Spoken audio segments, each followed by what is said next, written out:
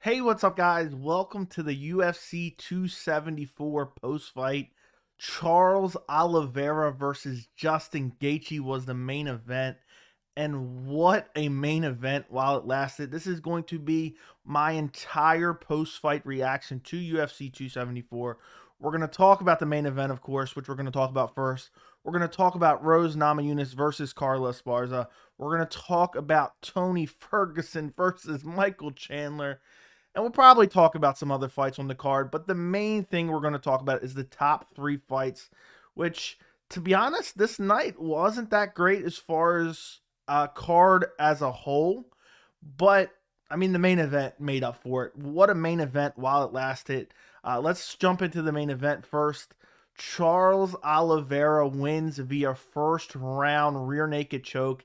And when I made my prediction for this fight, and my breakdown and prediction for this fight, you guys can go back and check it if you want, if you haven't already seen it, was spot on for this fight. Outside of, I said second round rear naked choke, and I actually debated about saying first round rear naked choke, but that doesn't matter either way. Charles, and I had a lot of, I had three official predictions for this fight card, and I went 1 and 2. So that just goes to show you, I'm bragging about the main event pick, but it wasn't that great for the other two fights that I did predict on the channel.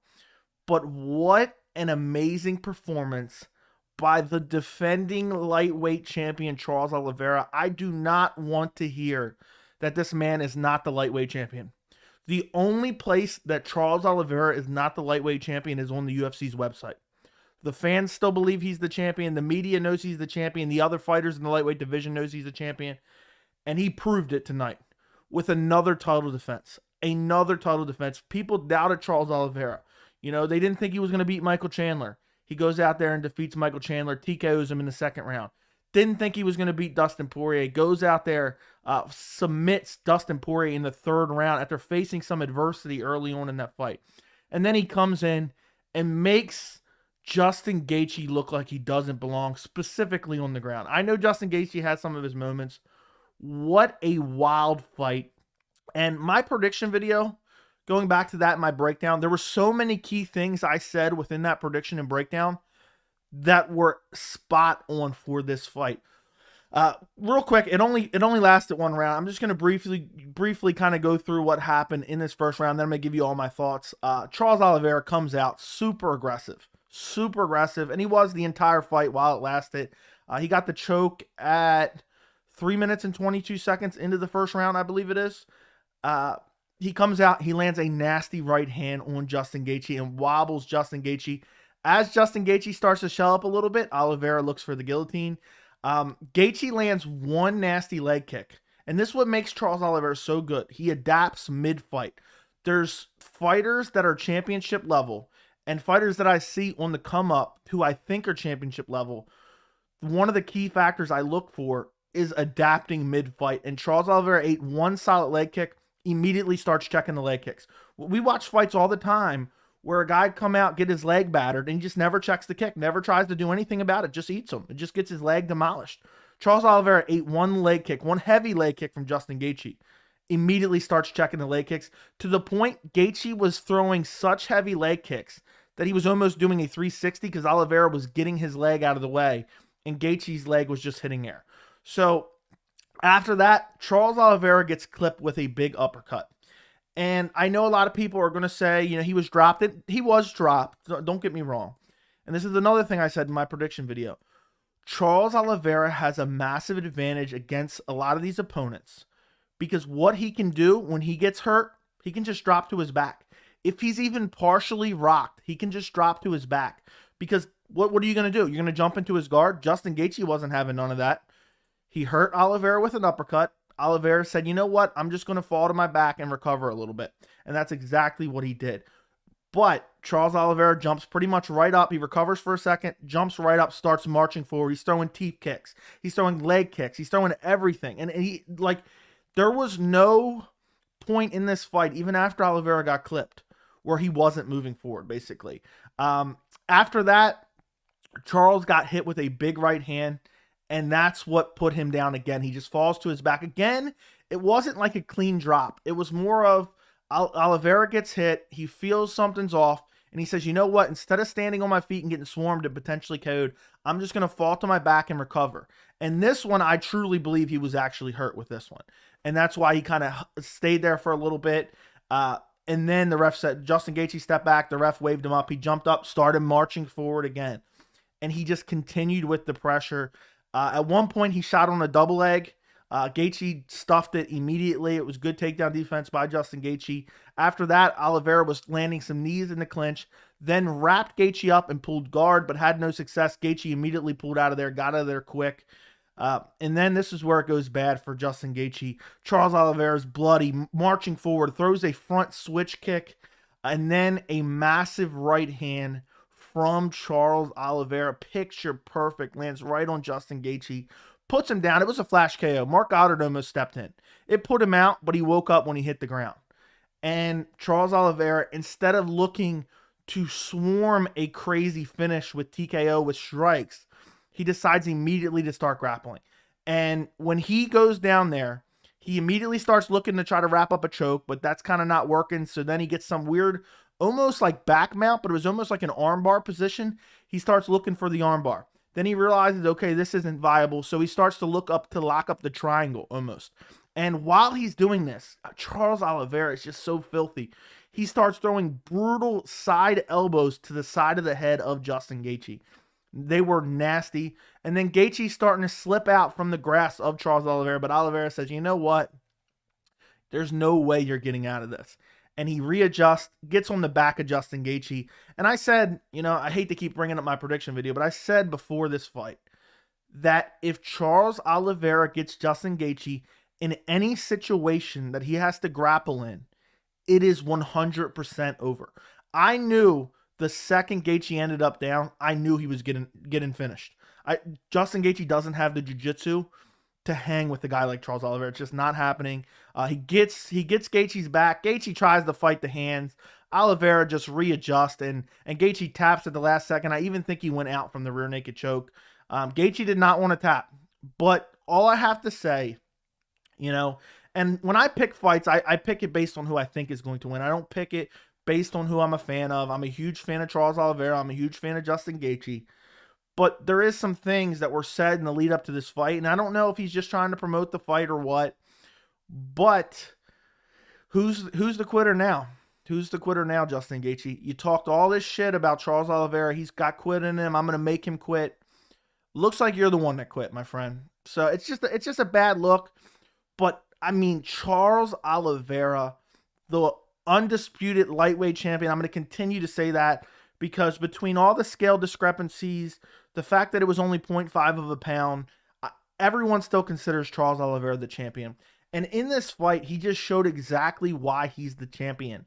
And he just did everything great. When he took damage, he made high fight IQ decisions to, instead of just staying up and being wobbled and potentially getting finished, you know, getting clipped and knocked out, I'm going to fall to my back, recover for a few seconds, then I'll jump back up and re-engage. To checking the leg kicks. To every time they were in close brawling, and this is Charles Oliveira's, one of his biggest advantages is just ripping knees to the body. Charles Oliveira's clinch game is unreal. He was doing nasty Muay Thai knees to Gaethje. And then this is how smart Oliveira is. As soon as Gaethje kind of starts to hurl over and block those knees a little bit, immediately starts looking for guillotines. I mean, what's not to like about Charles Oliveira? The guy is never in a boring fight. The guy marches forward and pressures you no matter how badly he's hurt. He can be busted up. He has bad eyesight. This was an amazing performance. And Justin Gaethje, I don't know where he goes from here after this. He's now, you know, lost 2 title fights. He was the former interim champion with the win over Tony Ferguson. He lost to Khabib. He got choked out in the Khabib fight. Charles Oliveira makes quicker work of Justin Gaethje than Khabib did, and more impressive, even though Khabib's win was very impressive as well. It's just crazy. The one thing I do hate about this, and I know I'm going to continue to say that he is the lightweight champion because he is everywhere but the UFC's website, and maybe when the UFC's cutting him a check, which I think is disgusting. But it just kind of sucks now as far as Charles Oliveira's legacy. Some of us will remember, but when the history books are written now, this was not a title defense. And then let's say he fights Islam Makhachev next, and he wins the belt, not a title defense. So Oliveira goes from a position where he's now defended against Poirier, he's defended against Gaethje, and if he beats Islam, he's potentially defended against Islam. That's no foregone conclusion, but I'm just saying in the hypothetical scenario. And now technically he has one title defense against Dustin Poirier. And in my opinion right now, Khabib's resume, especially the early fights, I'm a big Khabib fan, we've talked about this before. Khabib's resume early on, it's not the greatest of opponents. It's guys, 2-round fights against guys who are basically unheard of. But Khabib, the work he put in towards the tail end of his career was incredible. But if Oliveira can beat Chandler, Poirier, Gaethje, and then beats Islam, I think Charles Oliveira should be considered the lightweight GOAT. After that, he's close right now. So if he can go out there and do that, I think he should be considered the lightweight GOAT. Just an overall shitty situation. The fact that now the UFC is saying, the belt is vacated. He was wearing the championship gear. They're calling him the former champion. It just doesn't sit right with me. Over half a pound, especially with a scale discrepancy. It's just disturbing. By the way, guys, if you have not already, do me a favor and like the stream. And also, if you're watching the channel for the first time, do me a favor and subscribe to the channel. At the end, after I go through all these fights, I'm going to answer all your guys' questions, or as many questions as I possibly can. So at the end of the video, towards the tail end of the video, we're going to talk about the notable fights. Then I'll answer your guys' questions and comments towards the end of the video. So I'll let you know when to put those in the chat when we're getting close to that, because YouTube cuts off the chat when it gets too crazy. So I won't be able to go back and find everything. So I'm just going to start at a certain point. So you guys might have to retype some of these comments. But make sure to like the stream. If you got friends who watch MMA, share the stream. I would greatly appreciate it. And make sure you subscribe to the channel as well. I would greatly appreciate it. Okay.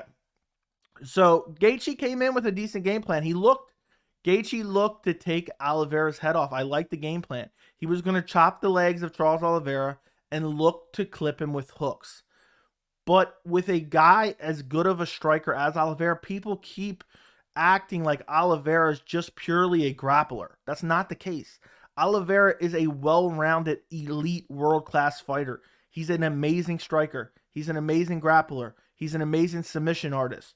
You can't just go out there and swing wildly and hope to win.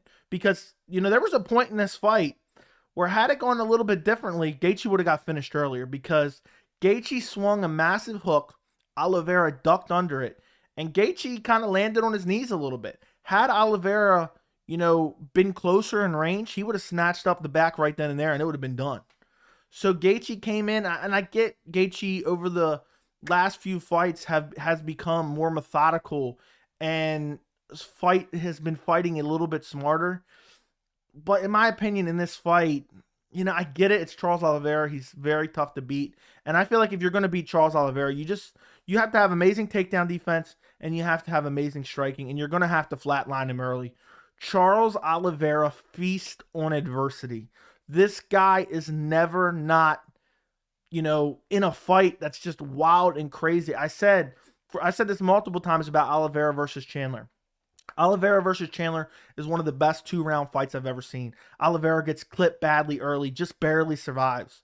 Chandler has the jiu-jitsu defense and the submission defense where he felt confident going down there with Oliveira. Gaethje didn't feel that way. And had Gaethje been a little bit more well-rounded, I wouldn't recommend anybody jumping in the guard of Oliveira, but let's say Gaethje's jiu-jitsu was on just a little bit higher level. Maybe when he hurt Oliveira those 2 times, he could have tried to capitalize on it. Because when a guy can just fall to his back and recover when you hit him with a shot, you have to put him out. And Gaethje's not that type of power puncher. He has power. He has good power.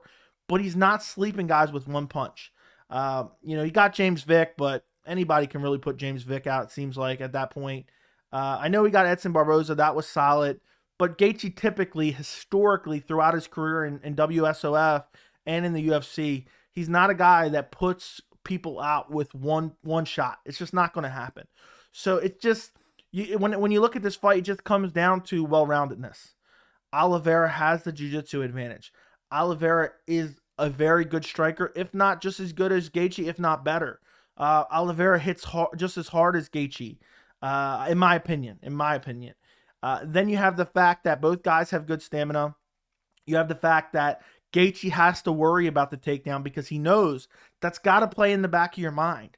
When you're fighting another fighter and you know if he gets me in his realm, aka on the ground in the grappling exchanges, and you know that it's over, that has to play in the back of your mind and has to make you nervous in the striking exchanges.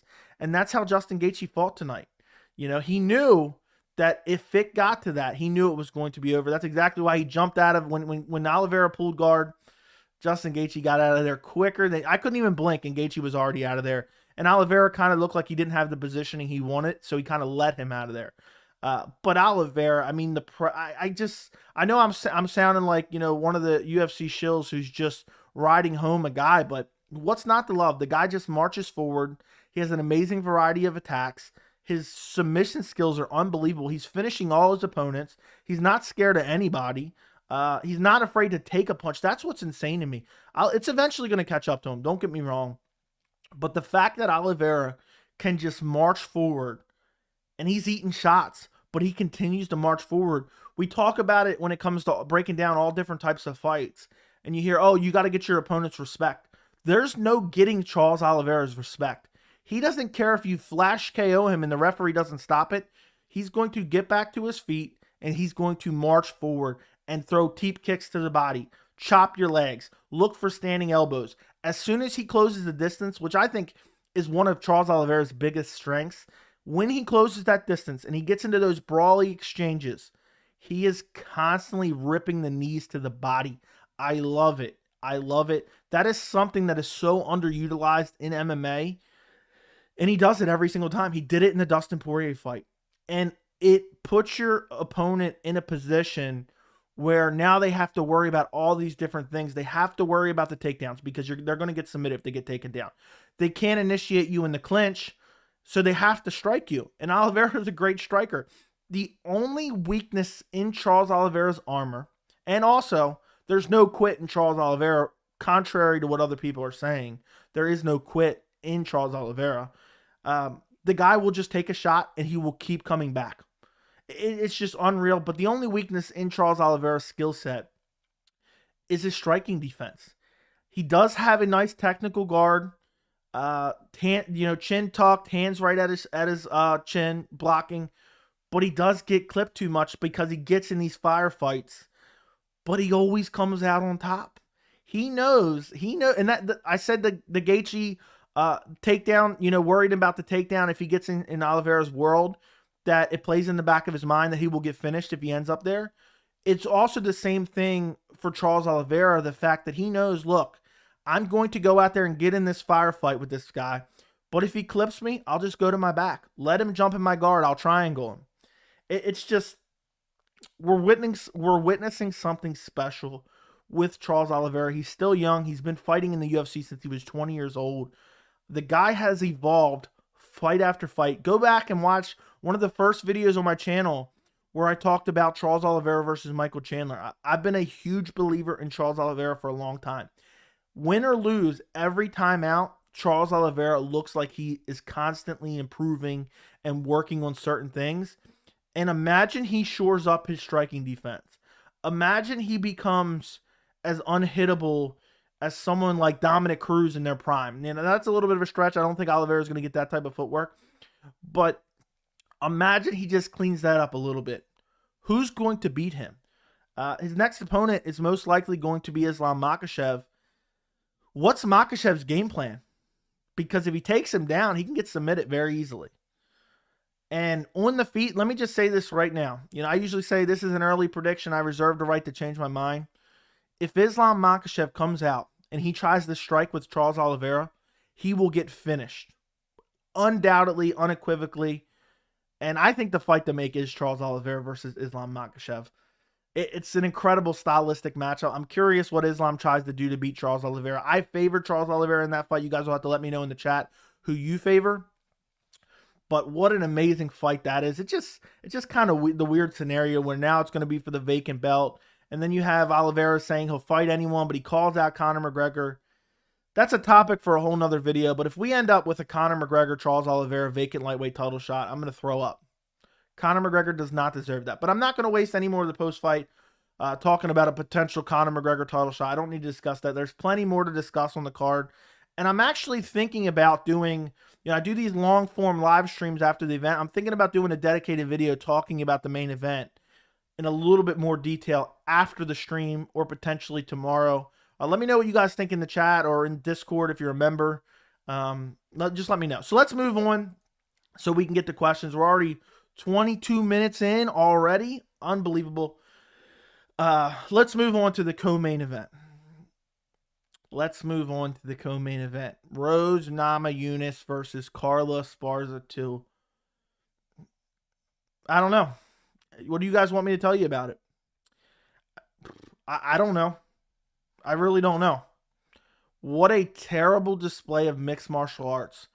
Imagine you invited your friends over. They've never watched MMA a day in their life. And they're like, oh, I'm going to come over, but I'm going to come over for the 2 title fights. And they see Carla Esparza versus Rose Namajunas 2. Disgusting.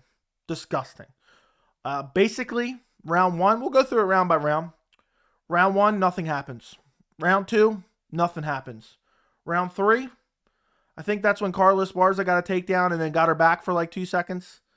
Round 4, nothing happens. Round 5, nothing happens. And then tail end of the round, Rose gets a double leg takedown. The fight was an embarrassment to the MMA community. Carla Esparza won by split decision. Sorry, I misspoke there. Carla Esparza wins by split decision. So I really don't know what to say about this fight. I'm ashamed that I even watched it. I'm tired of subjecting I'm tired of getting on here and complaining about MMA, but subjecting myself to watching that co-main event, that's 25 minutes that I will never get back in my life. And it was disturbing on so many levels because Carla Esparza, while she's at fault, I put more of the blame on Rose Namajunas. You were the champion, right? And you were losing the fight, borderline, possibly losing the fight, and you were literally backing up the entire fight. Carla Esparza's striking looked terrible. She wasn't throwing a lot. She had trouble closing the distance. But at least Carla Esparza was pressing forward and trying to land. There was a left hand by Carla Esparza at some point in this fight. There was a right hand after a scramble, after a takedown, a half-hearted takedown attempt by Carla Esparza, where she got her down, but it was only for half a second. I don't know if it counted because of the positioning. And that's the entire fight. There was a couple jabs that landed for Rose. What really, truly baffles me is her corner. Pat Barry cost her the title. They were telling Rose Namajunas, good job. Rose Namajunas was standing 6 feet away from Carla Esparza. Carla Esparza would take a step forward. Rose would sprint backwards as fast as she could, almost to the point where she had her back against the cage for no reason. They weren't even close to begin with, and Rose was backpedaling 1.5 miles. This was one of the worst fights I've ever seen. This was atrocious. This was trash. This was garbage. And I blame Rose Namajunas, and I blame her enabler corner in Pat Barry. There was some, messaging from Trevor Whitman that was a little bit different than Pat Barry. But they were telling her that she was winning the fight. When she was landing no strikes, she was backing away. So one thing we'll talk about, which I feel like we're talking about every other day, and some people don't understand the judging criteria, how a fight works. So basically what happens is the first judging criteria is effective striking damage.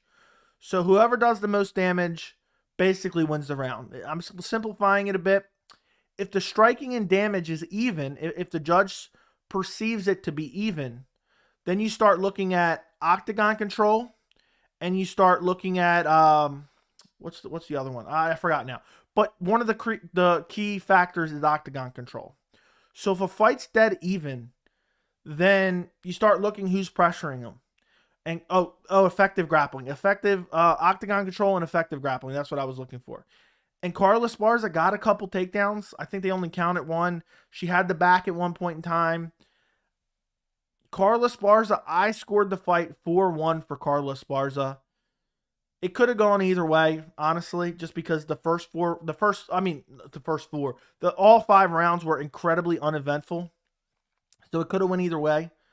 But I, for one, am so happy that Carla Esparza got this win. I predicted Rose Namajunas to win. I thought she would win. I thought this was a much closer fight than people were projecting, that Rose was going to go out there and easily win. But I am so happy that Rose Namajunas lost her title tonight, because to go out there and fight like that, she was borderline stalling. I thought Keith Peterson should have got involved. For her to go out there and fight like that as the champion, and then had she won the split decision, there would have been no repercussions. She would have went on. She would have still had the title. There would have been no repercussions for her actions. And for me, she needed to be punished for this performance. She lost this fight because all she did was back up. The fact that the key factor of Carla Esparza winning this fight is her simply walking forward is disturbing. And what disturbs me the most is Rose Namajunas defended some takedowns. And the ones where she ended up in a little bit of a bad position, she scrambled out of them with relative ease, which is why I picked her to win the fight, because she's improved her scrambling ability. When she does get taken down, she has an ability to get right back up, which is why I picked her in this fight. So when you start looking at those factors, you start thinking, if you can defend the takedowns most of the time, and then when you do get taken down, you're able to pop right back up and you don't really end up in a bad position, then why wouldn't you open up more on the feet? Rose Namajunas is the far superior striker, and she was striking. She wasn't striking. She wasn't throwing anything. I am truly disturbed by this performance. Rose Namajunas versus Carla Esparza 2. I tweeted this out. By the way, guys, go follow me on Twitter and Instagram at MMAJoeyC if you don't already. I tweeted this out live during the fights. Rose Namajunas versus Carla Esparza 2 made OSP versus Shogun Rua 2 look like a barn burner. That's how bad this fight was. And she was going back to her corner, and Pat Barry was telling her, "Great job, you're winning." What was he watching? You can't backpedal and land no strikes for 4 rounds, 5 rounds, and win a fight. And then at one point, Pat Barry was saying, yeah, make her pay for all that shit she was talking. What? What? Yeah, she really made her pay. Carla Esparza, while she looked terrible tonight, the striking was terrible. The distance, closing the distance was terrible. She went out there and she put forth an effort. It wasn't a great effort, but it was an effort nonetheless. Rose Namajunas backpedaled for 25 minutes, and I'm disgusted. I never want to see Rose Namajunas fight again. That's a bold statement right there. Rose has had some great fights. Rose is one of my favorite strawweight fighters, or was. I don't know if she needs to see a sports psychologist. I don't know if somebody needs to pry her from the clutches of Pat Barry, Diego Sanchez, Josh Fabia style. But this was disturbing. This was a shit performance by a reigning strawweight champion who had back-to-back amazing fights against Weili Zhang, who had 2 great performances against Joanna Jędrzejczyk. I don't know where this came from, but this fight was pure garbage. And something needs to happen. There's too often where fighters are having downslopes in their careers, and fans and media are unjustly putting the blame on the coaching staff and the corner work. The MMA media and the MMA fans need to put the blame on Rose Namajunas' corner work. And I know Trevor Whitman, he didn't do as bad as Pat Barry, but somebody needs to step in. I don't know what's going on here. I really don't know. To fight like that as the champion, throwing virtually 0 strikes in a 5-round, 25-minute fight, and then go back to your corner and he tells you you're winning. You hear all that booing? That's because you're doing everything perfect. Great game plan, Rose. Just how we practiced it. What did you practice for what did you practice in the training camp? Did she just back up for 25 minutes all training camp? Just sprint backwards? What is going on here? You know, it's times like when I watched that Rose Namajunas Carla Esparza fight, I'm like, should I even be a fan anymore? Because this is truly disgusting. Obviously, I love the sport of MMA, but when you get a stinker, truly as stinky as Rose Namajunas versus Carla Esparza 2, I don't know.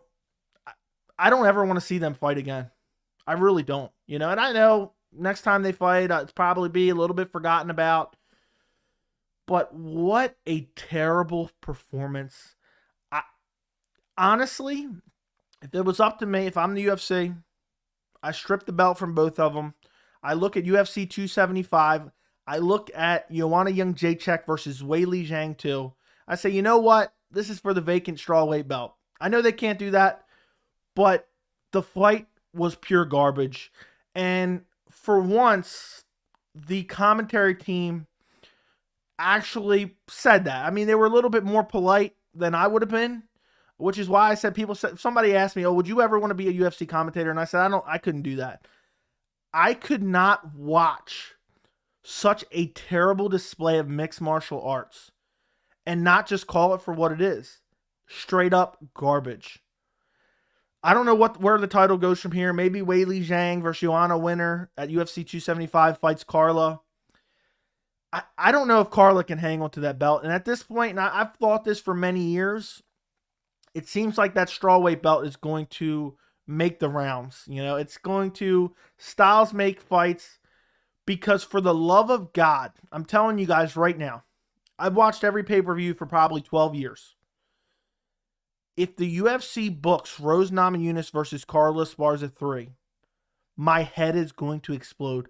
I will not watch that. I will not. If it's a stacked card, I swear I'm tuning out for the fight. Disgusting. Garbage. Trash can fight. And Rose, somebody needs to hold her accountable. You know, I know she's kind of weird and she has a little bit of mental issues and stuff like that. And the media's never wants to be too hard on certain fighters and the UFC. Somebody needs to ask her. You did virtually nothing in this fight. How did you expect to win? You know, and at the end of one of the rounds, she was mugging Carla Esparza like she just beat her ass. You literally threw nothing. I don't remember what the stats were, but I think at the end of the first round, there was 3 strikes landed by Rose, and I think that was being generous. I think I remember her landing 1 strike. There was no variety of attacks. There was no kicks. She was pumping the jab and occasionally throwing some hooks. She threw virtually no kicks in this fight, from what I remember. I guess she was worried about Carla catching them and taking her down. But, you know, and then the fact, and I'm going to get off this fight in a minute because we got something really to talk about in Tony Ferguson versus Michael Chandler. But for that bell to sound at the end of round 5, and for you to walk around with your hands held high and run around the cage like, I just put on a hell of a performance.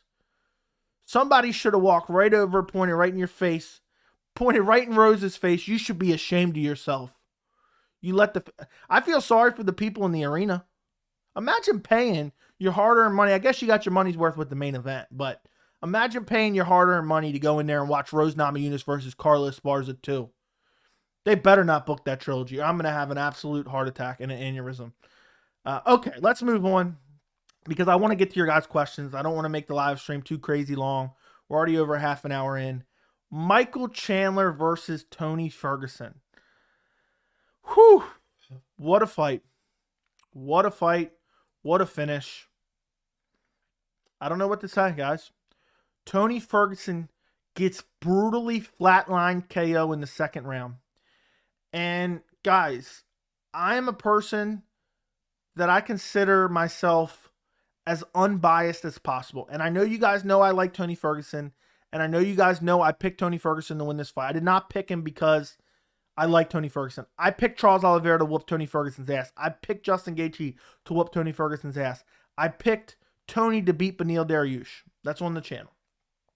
I'm not just picking Tony because I'm a guy that is just a fanboy of Tony Ferguson or something like that. That's not even remotely what is going on here. But, and also, there's a lot of MMA fans that have these hardcore opinions that no matter what happens, they won't change their mind or admit they're wrong. I'm a person that will admit when I'm wrong. I will talk about it in depth rather than just skim over it. And I don't want to be the person that has this like hardline opinion that I'm not willing to change. But I'm not sure my opinion on Tony Ferguson has changed tonight. That's hard for me to say. I'm not sure that it's changed because my opinion going into this fight was that Tony Ferguson fought three of the best in the lightweight division, and he lost. Justin Gaethje, he got battered, and then in the Charles Oliveira fight, he got out-grappled, and then the Beneil Dariush fight, he got out-grappled. Oliveira is the best in the world. Justin Gaethje, one of the best in the world. Beneil Dariush on the cusp of a potential title shot himself. And had Michael Chandler went out there and beat the brakes off Tony Ferguson, I would have came on here tonight and I would have said, you know what? You guys were right. Tony Ferguson's time has passed. And maybe his time has passed. I'm not saying that it hasn't. Okay? But I feel like and I predicted Tony Ferguson to win this fight, and I was confident in Tony Ferguson. I made it known. There's a lot of people out there who talk about predictions and talk about, fights, and they sit on the fence because, maybe they don't want to be wrong. They don't want to look stupid. When I'm confident, I tell you guys I'm confident. I was confident in Tony Ferguson to win this fight tonight. I thought that he would beat Michael Chandler. I thought that people were dancing on his grave too early. And I feel like my assessment of Tony's skills outside of the prediction aside, I feel like that assessment was fair. And I feel like it was correct tonight. Tony Ferguson looked like an elite fighter tonight. He looked very good in that first round. He was clipping Michael Chandler badly, hurt Michael Chandler badly in that first round. Now, don't get me wrong. Chandler did what he needed to do, and he took advantage of Tony Ferguson's weakness. He shot a double leg and took him down, and then beat him up a little bit in full guard. And then the round ends, and they come out, and they're in the second round, and it's early into the second round. Let me actually take a look at the results real quick. 17 seconds into the second round, and this one actually really hurt. If you guys, if I'd have been on live stream, you would have saw my soul leave my body. Michael Chandler throws a front kick from hell that almost lands like a soccer kick. It's usually a front kick lands with the ball of the foot to the face or the chin. This kick came up like an NFL punt and clipped Tony Ferguson's chin so badly, he dropped like a sack of potatoes. That's how bad it was. Slept him out cold, face down. Chandler didn't need to follow up. Referee calls it off. And it was sad to see. Looking at Tony Ferguson's corpse just lay there. For an extended period of time, I was actually really worried about him. As much as I love this sport, and people probably say, "Oh, what's wrong with you?" Knockouts are awesome. To see Tony Ferguson get brutally KO'd like that and lay on that canvas just makes you realize what these guys do for our entertainment, and then the UFC doesn't even pay them well enough, in my opinion. Look at all the money they make, and they're not willing to pay their fighters, And it sucks because now he's lost 4 in a row. Now people are going to bury Tony Ferguson some more. And now I look like a staunch Tony Ferguson defender. But look how good he looked in that first round. I'll tell you this. At the end of the first round, so I picked Tony. My confidence level, I would say, was about 70-75% with my Tony Ferguson prediction. It was very high. After that first round, I said, Tony's got this. I would say I was 95% sure, 99% sure that Tony Ferguson was going to win that fight. Chandler's most explosive and fastest in the first round. And He's wearing down. Michael Chandler has good stamina, but there's a whole nother level to this game. And Tony Ferguson's on that other level as far as stamina goes. So Chandler was only going to get more tired. Tony Ferguson was only going to get more determined. And Tony looked incredible in the first round, guys. And I know people are going to say, oh, you're just a Tony fanboy. That's not the case. Tony was walking Michael Chandler down and stinging him. He was getting out of the way of shots. Chandler had some good leg kicks. Chandler actually had a slightly decent game plan and shooting for the double leg when things weren't going his way. And he did land some good shots with the ground and pound, So it's just, it's unreal that now, it's one of those crappy situations where Tony Ferguson's getting up there in age. He's been complaining about the UFC. Dana said there's no way neither one of these guys were in danger of getting cut. But to see Tony get flatline KO'd like that, people are going to start burying him. People are going to dance on his grave even more than they were before. Tony Ferguson impressed me tonight. Tony Ferguson showed me that he belongs at the top of the division or just a hair outside of it, Do I think, and I said this before, do I think Tony Ferguson is going to beat Charles Oliveira? No, I do not. I do not think Tony Ferguson is going to make a title run. Do I think Tony Ferguson is going to beat Islam Makhachev? No, I do not. Do I think Tony Ferguson is going to beat Justin Gaethje? No, I do not. But I still believe Tony Ferguson is a great fighter. But one thing that does worry me is the division is evolving. You think of some of the names in the division now. You look at Mateus Gamrot. You look at Arman Sarukian. You look at Rafael Fiziev. The division is getting tough. The young eat the old in this sport. And now Tony Ferguson just got front kicked to hell with it basically an NFL punt. He got soccer kicks standing up. And I don't know where he goes from here now. I wanted to see him booked against Nate Diaz. I thought that was the fight to make. Maybe book him against... If Nick Diaz wants another fight, book Tony Ferguson versus Nick Diaz. And mark my words, Tony Ferguson will wipe the floor with Nick Diaz unless Nick Diaz comes back and looks like a shade of his older self. If it's the Nick Diaz that fought Robbie Lawler, Tony Ferguson will get back on the winning track.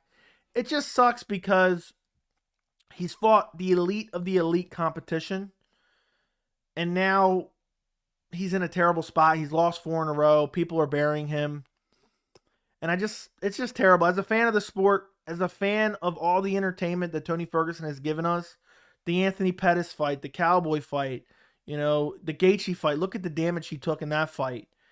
It just sucks to see a guy go out like that in a fight that it looked like he was going to win. I was very confident that he was going to win, especially after that first round. But enough about Tony Ferguson. Let me move on to Michael Chandler a little bit because I feel like now I'm downplaying Michael Chandler. Incredible performance by Michael Chandler and a gutsy performance at that. He went out there. Michael Chandler's always looking to entertain, looking to land big shots. And he got clipped up. Michael Chandler got hurt. He got stung. He got his eye busted up. He was seeing double. He ate those shots at Tony Ferguson. He realized when it was getting to be too much. He shot on a double leg and controlled Tony Ferguson on the ground. And there is an argument to be made that he won the first round, but I would unequivocally give the first round to Tony Ferguson 10-9.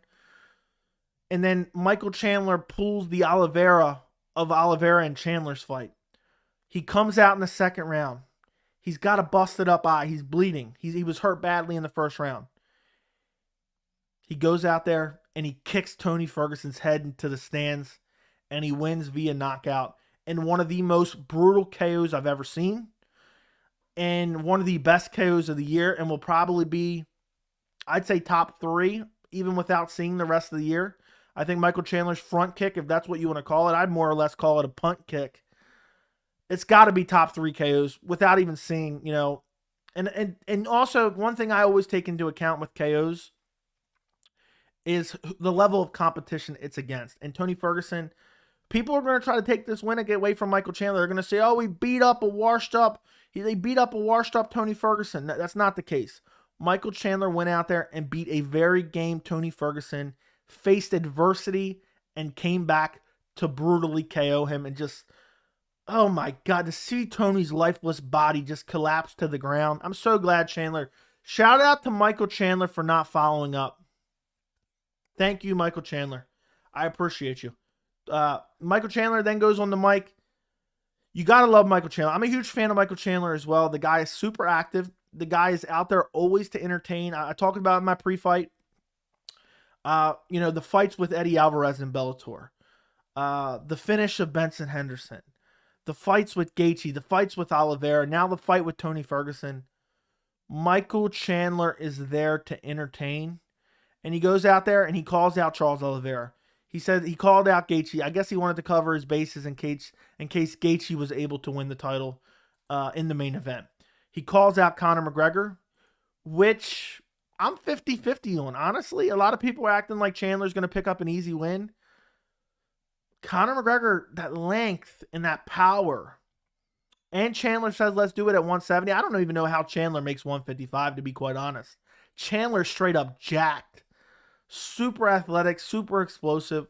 I'd be game for the Conor McGregor fight. That sounds like a lot of fun. I don't want to see Michael Chandler fight against Oliveira for the belt again, even though that would be compelling.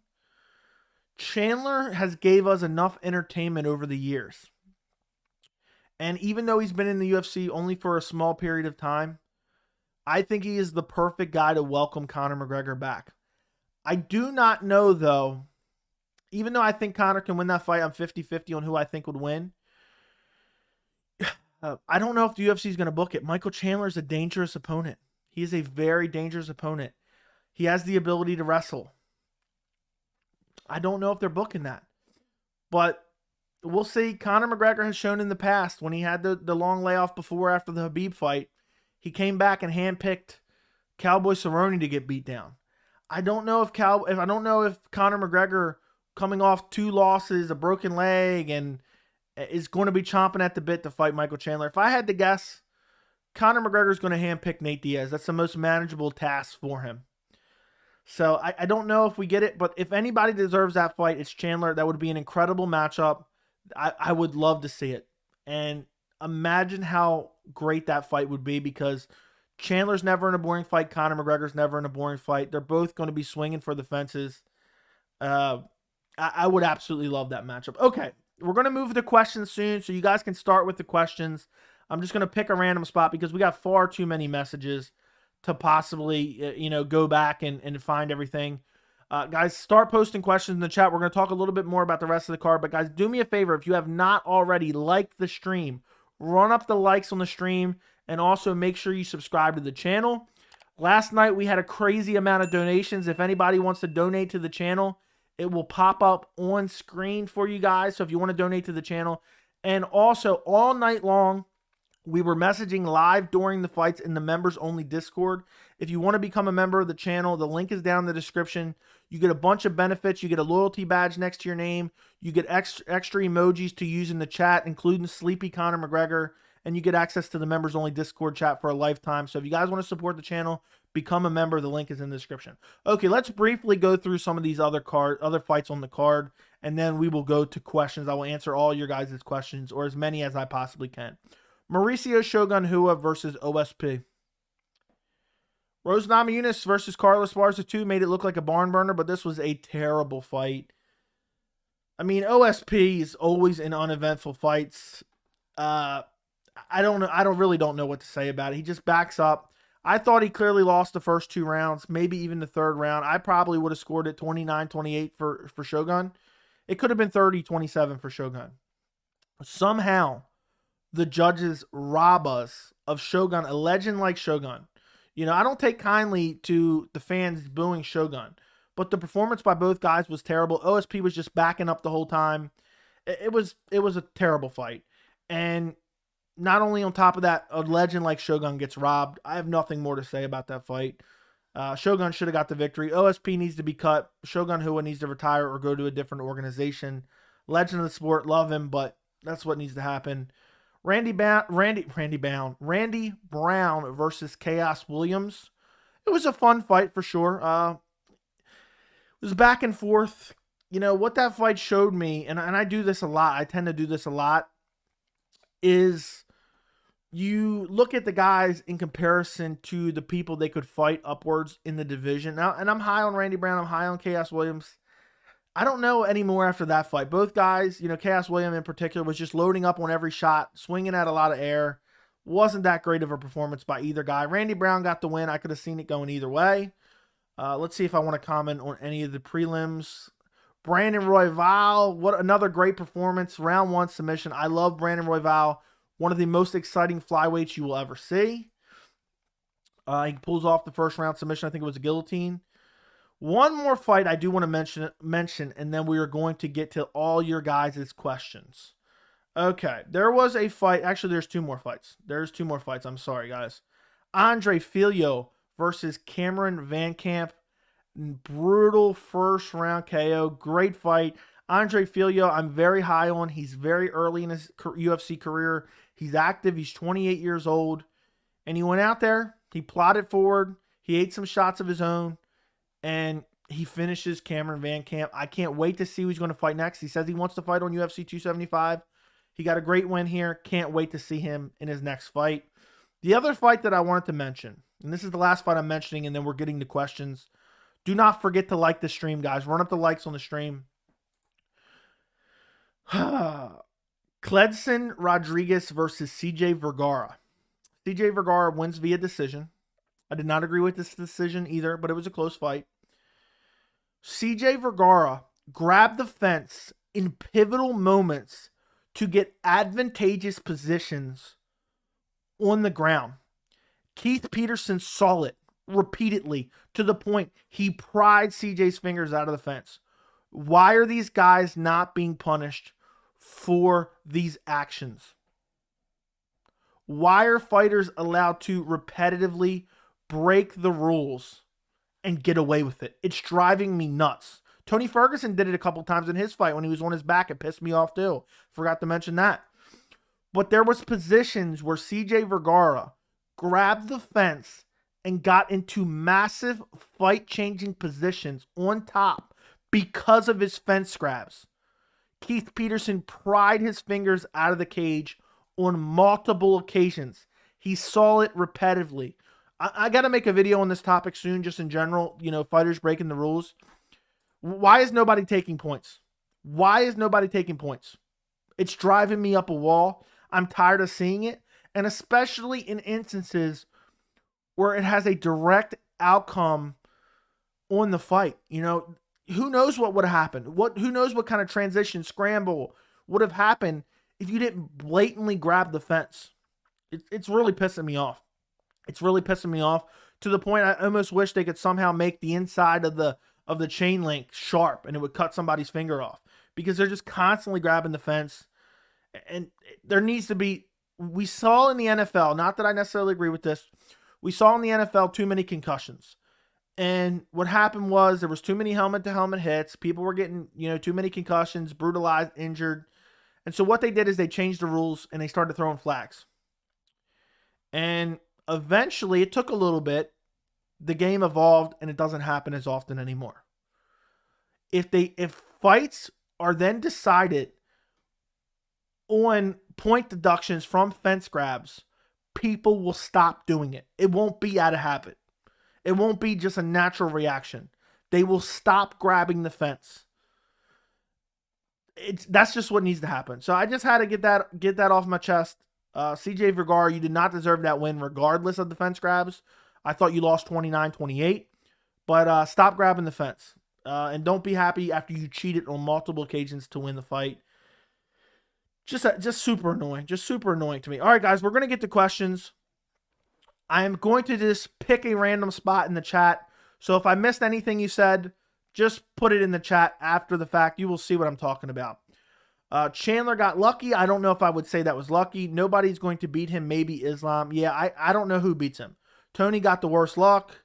Charles versus Islam should be next. Yeah, Charles Oliveira versus Islam Makhachev for the lightweight title should be next. I agree. Tony versus Conor, maybe. Maybe. I don't know. I wouldn't mind seeing Tony get that fight. That was a Buckley level KO. Don't even talk to me about the Buckley KO. I'm tired of seeing it. They showed it way too many times. I need to rewatch Gaethje versus Charles. That shit was so entertaining. As soon as the post-fight speech ended, I rewinded and rewatched it before I even came on here. McGregor isn't even a competitive fight for Oliveira. I agree. I think Oliveira beats him, but you always worry. I mean, Could Oliveira get put out early? I mean, it's going to catch up to him eventually. Pat Barry's fought. I agree. Who can stop Charles? I don't see anybody stopping Charles unless Islam's able to take him down and avoid the submissions and win a decision or just ground and pound him. I think Oliveira would have even been a threat for Khabib. That's been my dream matchup for quite a while, actually. So that was a standing shotgun kick. I thought Tony died legit. I got scared. I mean, he was down for quite a while. Oliveira, the GOAT. Hot take, as a fan of the art, I was more disappointed in the commentary of the co-main than I was in the lack of action. What do you mean by disappointed? I was actually pleasantly surprised by the commentary. I bet UFC books, do Bronx versus Chandler. Again, I'd pick Chandler. Really? You'd pick Chandler. Fair enough. Chandler does have good enough jiu-jitsu defense to avoid the submission. I mean, Oliveira had his back and was able to get out of the submission. Khabib fitting to get mad once Oliveira gets 2 more wins and takes lightweight GOAT status. He can get mad all he wants. He retired. That's on him. Come on, dude. Chandler isn't beating Charles. I never said that. I guess you're talking to someone else. Charles made Justin look silly. I knew it, and I said it on the live streams. I said it in the prediction video. If they end up in a grappling exchange, it will be over for Justin Gaethje. That's just what it is. Is it a good time for a lightweight tournament? KO, I don't know. KO of the year for sure. What are the chances Charles is on PEDs? He's my favorite fighter at the moment, but knocking down Gaethje is kind of sketchy. That's not how it works, Daniel. That's just not how it works. There's a possibility, like there's a possibility with everyone, but just because he knocked down Gaethje doesn't mean he's on PEDs. That's literally no evidence. That's just pure speculation on your part.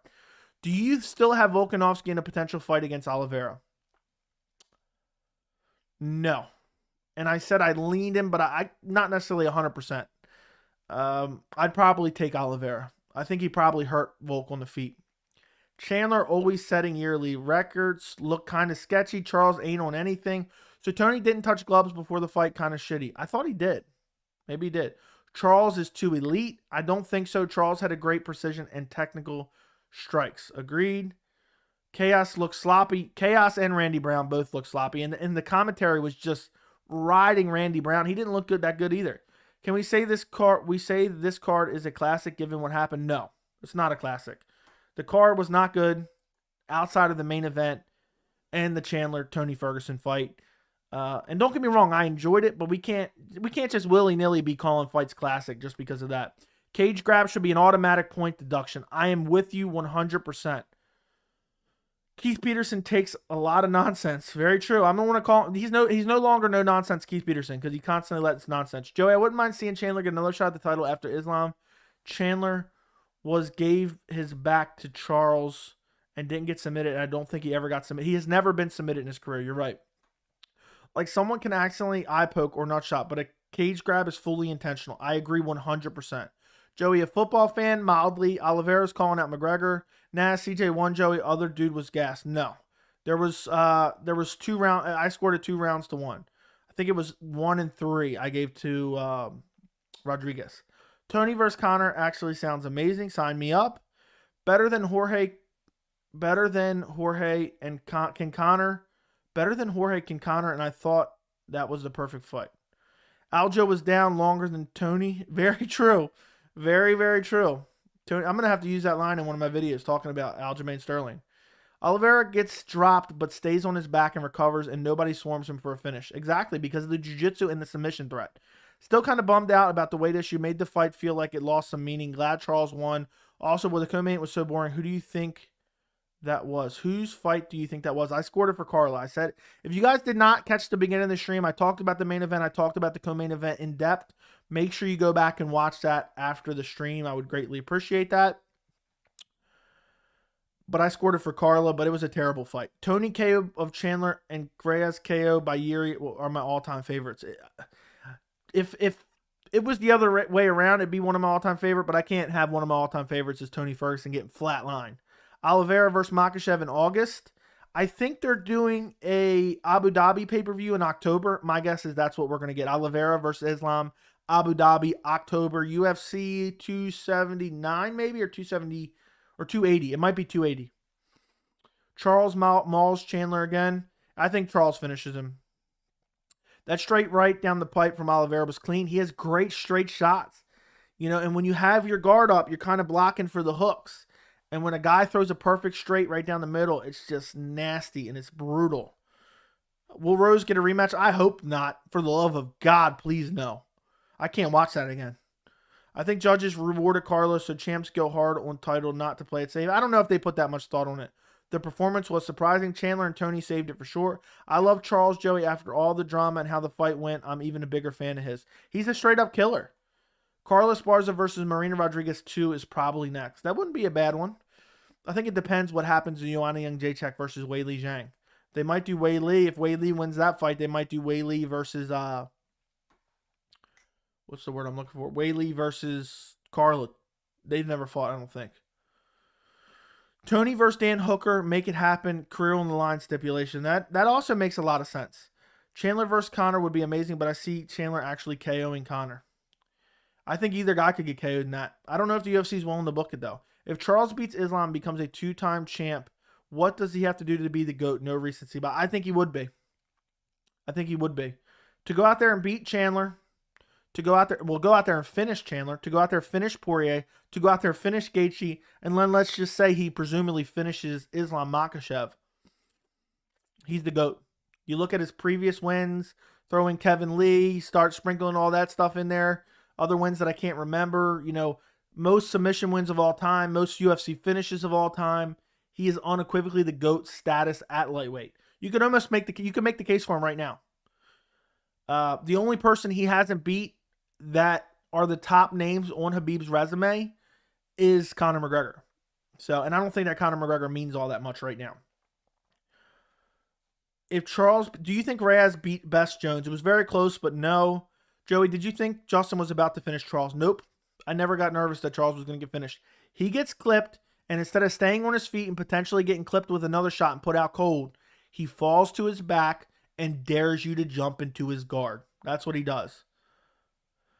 I never want to see Rose in a title fight again. Just give Zhang versus Joanna forever. Yeah, I agree. I never want to see her in a fight again. I mean, that performance was garbage.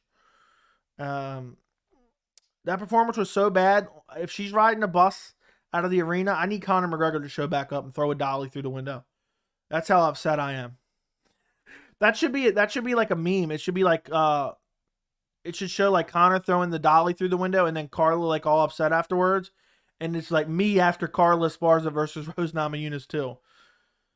I thought it was a bad for Charles when Justin made him get up twice, but got proven wrong fast. He survived. He went down there and survived. Tony Ferguson and Dan Hooker would be a good fight next. Yeah, both those guys need a win. I got to take a drink, guys. We've been on here for over an hour already. It feels like 10 minutes.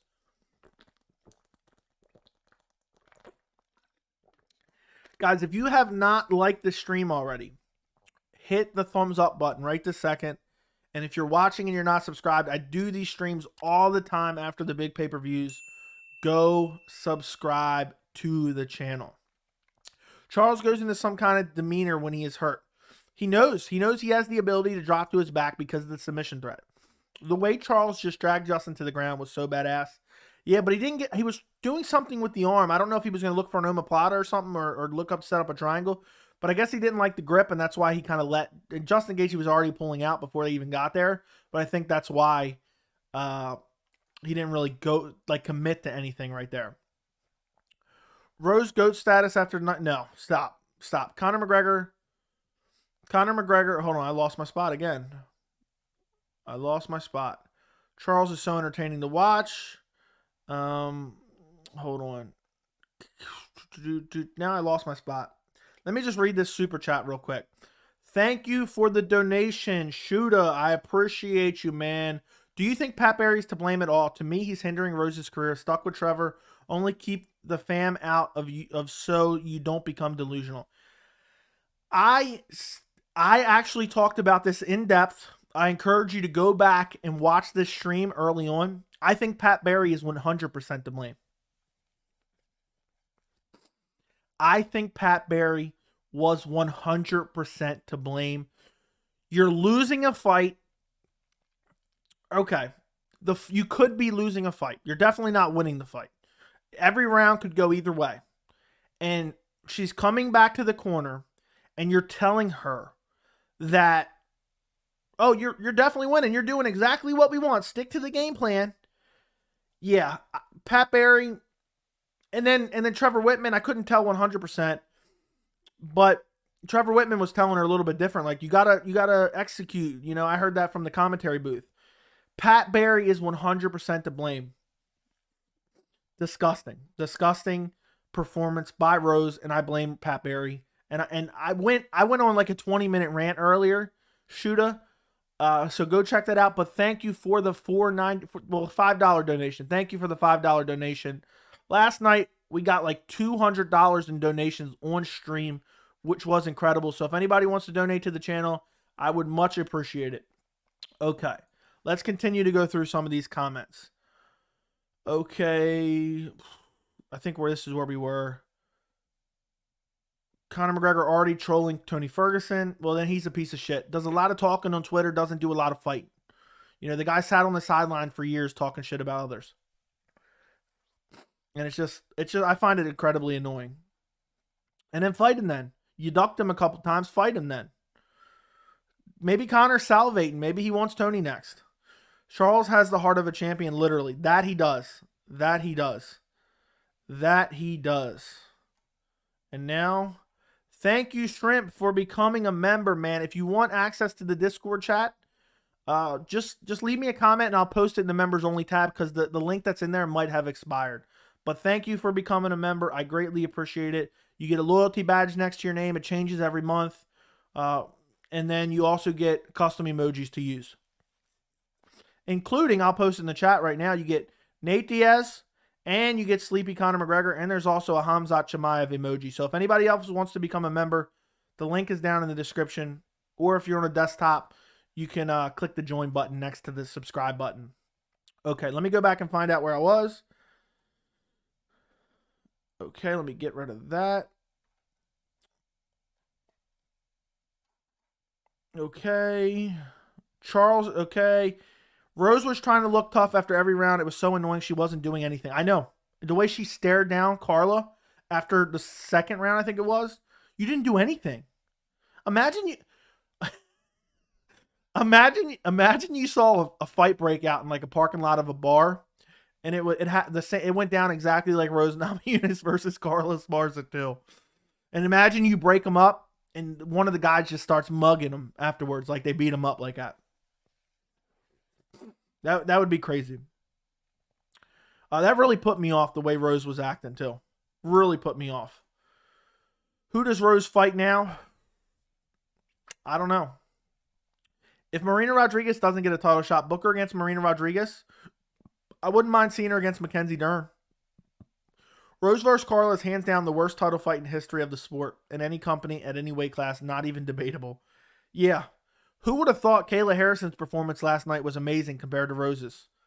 Charles is at Khabib's level, far better than everyone else. Yeah, Charles Oliveira is up there, guys. He's up there for sure.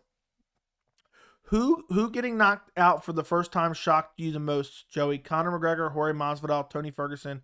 All three are known. Definitely Tony Ferguson, unequivocally. Of course, I like the stream instantly. Thank you, Must Obey. Appreciate you guys liking the stream. The channel's growing, guys. The channel is growing. We're almost to 3,000 subscribers. I would love to get to 3,000 subscribers tonight. I don't know if that's possible. We're 60 away right now, I think, or roughly 60 away. Why is that not working? Apparently my subscriber account is not working right now, so I can't put it up. But guys, we're close. We're close. We're at 2,939 subscribers. So if anybody's in here who's not subscribed, subscribe to the channel. Help me get to 3,000. I'm hoping maybe we can do it this weekend. We've gained like 200 in the past week or two. Does Justin retire after this? No, he'll continue to fight fun fights. How much longer do you think Charles will keep winning? I think he can do it for a little while. I think he can beat Islam. I think he can beat Beneil. I think he can win a Chandler rematch. If Conor gets one win, he's fighting Charles Oliveira, guaranteed. So I think Charles will be our champion for another year or two at least. Before the sub, Charles and Justin just kept hurting and dropping each other. It was insane. Yeah, when Charles landed that right hand, Gaethje was borderline out. It was flash KO one, but yeah, they just kept stinging each other.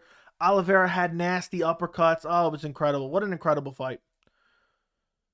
I thought the commentary was fairly critical on the performance of Rose versus Carla. I didn't think they were critical enough, Mario. I did not think they were critical enough, my friend. So, I don't know if you're saying, was I saying they weren't? I get it, they were as much as they could be for their jobs. I was just saying, kind of just being over exaggeratory that they weren't critical enough, if that makes sense. So I don't know exactly what you were referring to. Pat Barry gave the worst advice ever. They're booing, so everything is going to plan. Yeah. Imagine if Pat Barry was in Gaethje's corner right as he was getting choked out. He'd be like, everything's going to plan. We got him right where we want him. I'm sad Justin. Why is this up here like this? Okay, there we go. I'm sad Justin versus Charles is over that fast. I figured it'd be first or second round. The delayed knockdown, Oliveira just goes to the ground to recover. It's incredible how he uses his BJJ to recover from hard shots. I know. I've been talking about it for a while. I talked about it in the prediction video. I talked about it in yesterday's stream. He has that unique ability that his BJJ and his submission threat is so deadly that he can go to his back to recover from being hurt. It wasn't really one of those Shane Burgos where he got clipped and it hurt him later. He got clipped. He decided, okay, I'm still wobbling. I'm going to go to my back. Rose usually has pretty entertaining fights. The delay, okay, read that. Can't say he's 100% to blame, Joey. At the end of the day, Rose is intelligent enough to know she wasn't doing shit. That is true also. So, it's 50-50. I get what you're saying. All right, y'all, let's get excited for Yuri knocking out Gloves next. Joey, who do you got? I'm 50-50 on that. I could see Glover dragging him to the ground and brutalizing him. Sorry, I missed that. Yeah, he's all bad. No big deal, man. Thank you again for the donation. Oliveira versus Islam will be insane. That is a matchup I'm really looking forward to. Holy crap. Okay. I think Islam makes Charles tap. I have a hard time seeing that. Thank you again for becoming a member, Shrimp. Yeah, Chandler beats Oliveira in a rematch. I disagree. Moreno versus Kai prediction. I'd probably go Moreno. I think he's a little bit more well-rounded. But Kai Kara France has that nasty power. One of the few guys that has flyweight power. So that one's tough to pick. I got to dig into that one a bit more. Supposedly, they're going to do an interim flyweight title between Moreno and Kai Kara France because Figgy's going to be out for a little while. I don't know why. If we get out any more information, I'll do a video on it. Connor would want to fight Tony Ferguson now that he's older and on bad end of 4 losses. Exactly. I agree. It has to be Charles versus Khabib if Islam doesn't win the belt. What, is he going to coax him out of retirement? Imagine that. Oh, my God. Khabib Nurmagomedov, Charles Oliveira, that would be such a big fight. That's a fight that I've wanted for a long time. Even when Khabib was champion, I wanted Oliveira versus Khabib. I'm the best, clown. Do you think Charles is on Khabib's level? I mean, far better than everyone else. Yes. I would love to see that fight. Canelo lost today. Now he's ready for Usman. Chandler versus Beneil or Dustin. Yeah, I would like to see Chandler versus any of those. Or Rafael Fiziev, but they're doing Rafael versus Rafael. LOL, I don't know what that's in reference to. Makhachev beats Oliveira. I guess it's not competitive. Makhachev beats Oliveira. I guess it's competitive. I don't see how Islam beats him. I'm not sure why we were saying Chandler beats Oliveira. Oliveira looks so good tonight. He shows his rock chin every fight too. I think Rose lost maybe the most MMA fans in one day of any combat athlete. Yeah. I don't ever want to hear anybody say Thug Rose ever again. I don't ever want to hear it. Okay. Beneil versus Dustin would be fun. Dern would make Rose tap. She got her down, maybe. Did you see that Yair is fighting Ortega July 16th? No, I did not, but I love it. I love it. I love it. He made the most violent lightweight look like a can fighter. I don't know if he made him look like a can fighter. That's a little bit extreme, don't you think? He had his moments too. Tony got slept like me during the Carla Rose. Yeah. Yeah. I believe Holloway will be the next to get knocked out. We'll see. Maybe not a can. My bad. Habib's striking is trash. His strike is relevant because of his wrestling. Yes. I've said that many of times. It would be a very interesting fight. Can Habib avoid the submission on the ground? Because if Habib came in to fight Oliveira and decided to fight him standing, he's going to get beat up. So what's up with Paulo Costa making up a comment about Rose and Dana White? Did something happen between them in the past? No. So Costa is just like a troll on Twitter. Costa's a complete troll on Twitter. So he thought it'd be funny to take a picture of Rose and Pat Barry and put Dana White's face on it. That's what happened. There was nothing behind that other than go look at Costa's Twitter. He's just a straight up troll. One of the funniest MMA fighters on Twitter. Maybe they'll do Gaethje versus Poirier 2 for a fight night. That's a fight that I would love to see. Poirier tweeted that he wants Charles again. Yeah, well, he ain't getting him. Joe Rogan did a pretty good job at commentating for Rose fight in DC, trying to defend the fight like a clown. Was DC defending it? I don't know. But I'm happy they at least said something, because if they would have pretended it was good, I'd have been sick to my stomach. Boy, did Tony Ferguson look good in the first round. His stand-up was looking fire. I agree. Remember when Justin made fun of Charles for tapping out? Yeah, he called Charles a quitter. I said Twitter. I have a friend saying Beneil beats Charles. I think Charles has the advantage, BJJ, but the striking of Beneil is so bizarre and powerful. I got Charles beating up Beneil. Gaethje said Charles is a quitter. Well, he ate his words. You're welcome. Thank you, Shrimp. Joey, if Kamaru Usman, I go back to Sanford full-time with Henry Hoof. Fair enough. Get away from Pat Barry, I guess. Tony versus Jim Miller or Clay Guida next. I want to see Tony versus Diaz or Conor. Even though Tony looked good in the first round, is the KO career ending based on its brutality? I don't think so, but it's always possible that could affect his durability moving forward. But I believe, and one thing I will take away from this, it's not like he got clipped by a glancing shot. I think that any man would have got put out. I think Charles Oliveira would have got put out by that. I think Gaethje would have got put out by that. I think Conor would have got put out by that. I think Islam would have got put out by that. He literally got soccer kicked to the head, right underneath the chin too. So anybody would have got put out by that. So, but it could alter his chin long term. That remains to be seen. Who should Charles Oliveira fight next? Tony Ferguson. Is Dariush versus Islam next? I doubt it. At 170, Conor has the better chance. Probably. How does Conor think it makes it look to call out a fighter who got brutally soccer kicked KO? I don't know. I guess he doesn't care. We count this as Olive's title defense? Yes, we do. They're only saying Islam beats Charles because he's Russian. Okay. Yes, Oliveira is the champ. Yes, he is. Michael Chandler versus Volk. Okay. What would you rate this card out of 10? That's tough because I love the main event. What would I rate this card out of 10? Honestly, like a 5. And all 5 of those points are from the main event.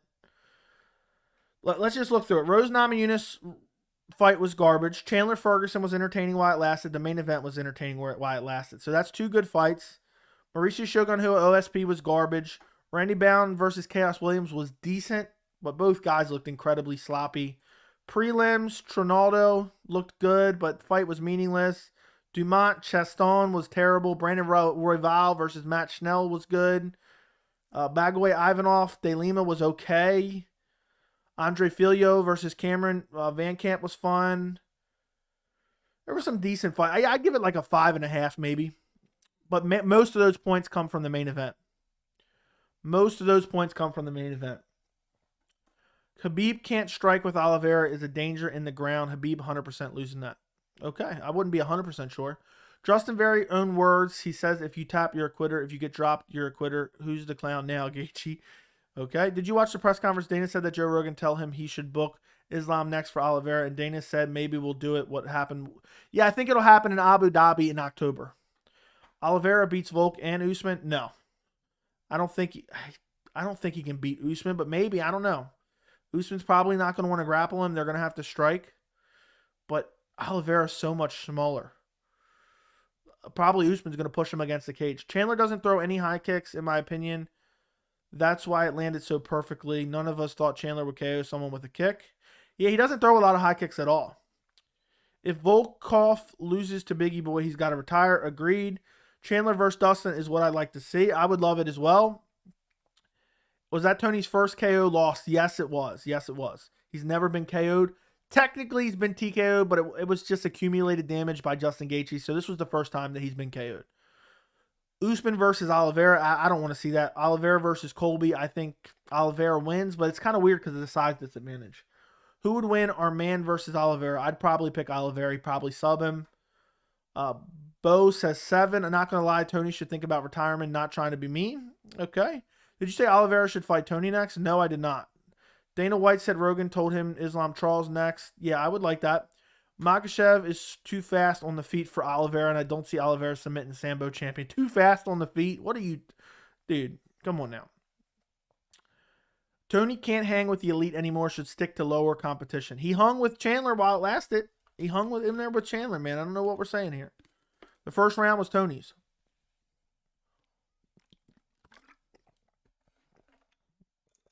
So many snoozers on the card, not going to lie. UFC 238, best card ever. I think you mean 268. Will Sean Strickland get a title shot if he wins against Alex? Yes, he will, probably. Randy Brown looked pretty good at some points. I don't know. He looked kind of sloppy to me. Why is Usman so big? Because he's a 170-pounder. The chins, I never thought I would see get cracked. Conor, Masvidal, and Tony. I know, all within the span of like a year and a half. Insanity. Tony's not that guy anymore. Fans got to cope with that. I don't know. Does Izzy wrestle against Pereira? Probably not. Yeah, he does good in flurries, but his chin gets caught eventually. Okay? All right, guys, if you have any final questions, put them in the chat. I encourage you, if you did not watch the entire stream, to watch the entire stream on replay. I would much appreciate that. Don't forget to like the stream, share the stream, subscribe to the channel, and turn on notifications right this second, guys. I do these post-fights all the time. I do prediction videos for the UFC fights all the time, and you guys can check them out. So it was a overall, I still had fun tonight because the main event was wild while it lasted, and that's the last thing that we got to taste before we left. We got Oliveira versus Gaethje, and it was as wild as we ever could have imagined. I know it didn't last long, but it was wild while it lasted. Gaethje hurt Oliveira. Oliveira hurt Gaethje. We saw some grappling. We saw Oliveira treat him like an absolute baby on the ground. And it was just, I mean, that main event was a lot of fun. I think it made up for the shit sandwich that was Rose Namajunas, Carla Esparza, OSP versus Shogun Rua, which was a robbery decision. So overall, I still think it was a fun night. It wasn't as great as it could have been. I wish it was a little bit better. But what can we do? Every night can't be UFC 268. For me, the main event was what it was, and I loved the main event. I mean, how can you not? I can't wait to go back and rewatch it for a third time. Let me know in the chat right now, because I'm debating about doing this. I like doing these long-form videos for the post-fight lives, but a lot of people are kind of, they're not going to, not everyone, but there's quite a few people who will go back and maybe not want to watch an hour and 23-minute stream. Should I do like an individual video about the main event? What do you guys think? Like 10 to 15 minutes? Let me know in the chat right now before I get off here. What do you guys think? I'm thinking about maybe doing that. Let me know. Okay, let me read the last few questions. You guys answer that question for me in the chat. And I'm going to read through these last few questions, and then we're going to end the stream. We went an hour, almost an hour and a half tonight. Okay. Chaos sucks. He showed that tonight. I thought it was crazy. People thought he won the fight. I thought he could have won 29-28. I thought he could have won 29-28. So, I guess I might be crazy. Cater versus Emmett is good. Who do you have all winning? I'd probably go Cater, but I could switch my pick. How do you think Alex Pereira's gas tank would hold up in a title fight against Izzy? I don't know. It's hard to say. I think he would be prepared to go 5 rounds if he had to. Was that Justin's last chance? That's a chance at a belt? I think so. Is it safe to say that Chandler has an inconsistent chin? The punch that Tony threw didn't look that powerful. It's hard to say, man. Joey Camaro needs to go back to Stanford ASAP. His performances were way better, dominant back then than it is with Trevor. Okay? Yes, do that. Yes, like a postcard recap. Yes. Yes, do your own personal video about it without the stream. More people will watch. Yes, do an individual video for Chandler Ferguson and Oliveira Gaethje. Do an individual video for the main event. You should do a quick stream recap and do another for post-fight discussion. Quick stream recap. Well, this is a kind of a post-fight, but I'm thinking to do like individual videos on the fights. So now you guys are throwing me a bunch. You did that back in the day. Now that there's more people, that definitely get more views now. Yeah, that's my thought. I know there's a lot of people who watch the stream. Right now it shows me it has almost 2,000 views on this stream alone. But the channel's been doing very well lately, and I know some people tomorrow might see an hour and 25-minute stream and maybe not want to watch. So what I might do is I might record my post-fight or like another post-fight just centered around the main event and maybe post it tomorrow. Let people watch this stream for tonight and then post it tomorrow. I'm going to think about it, but you guys gave me a decent amount to think about. So let's read the last few ones. Yeah, I mean, it's crazy, guys. We're slowly creeping towards 3. We're at 2,942 subscribers, guys. You know how wild that is? Let me tell you guys before we go. Let me tell you guys right now. So in the last week, so last 7 days, 7 days ago, we were at almost exactly 2,700. So we have gained 242 subscribers in 7 days. You look at some of the views on the channel. Let me go to the views on the channel real quick. Analytics. In the last 28 days, we have over 60,000 views and over 4K watch time, which some people struggle to get in months. So the channel's definitely healthy. Thanks to you guys for watching the videos. A lot of you OGs of the channel, a lot of you 6-month members. You guys, I really appreciate it. I really appreciate it. If you guys have any last-minute questions while you're in here, I'll answer a couple more questions. Who wants the final question? Let me know. And maybe I'll probably do a post-fight for maybe the main event after the stream. You're growing, homie. Good stuff. Thank you, Jack Rock. I appreciate it. Joey, are you ever going to collab with Guru? I doubt it. He's a much bigger channel than I am. Canelo would embarrass Usman in boxing. Agreed 100%. That's definitely not the last thing I want to talk about. So somebody asked me a question about UFC 274, and then we'll end it on that. Who wants the final question? Again, guys, thank you for joining me. You don't know how much it means to me. Before we go, if you're not subscribed, subscribe to the channel. I don't know how many times I can tell you guys this, but they say you got to do it. If you want people to subscribe, you got to ask them to. So what do you guys, what's the last question about UFC 274? Somebody in the chat, let me know. Tony's next fight. Who does Tony Ferguson fight next? I'm going to say Nate Diaz or Nick Diaz. That's my pick for Tony Ferguson. Oliveira has underrated power. I would agree. What's next for the winners of tonight's main? What's next for the winner of tonight's main? It's going to be Charles Oliveira versus Islam Makhachev is going to be next. So there you have it. UFC 274 post-fight recap.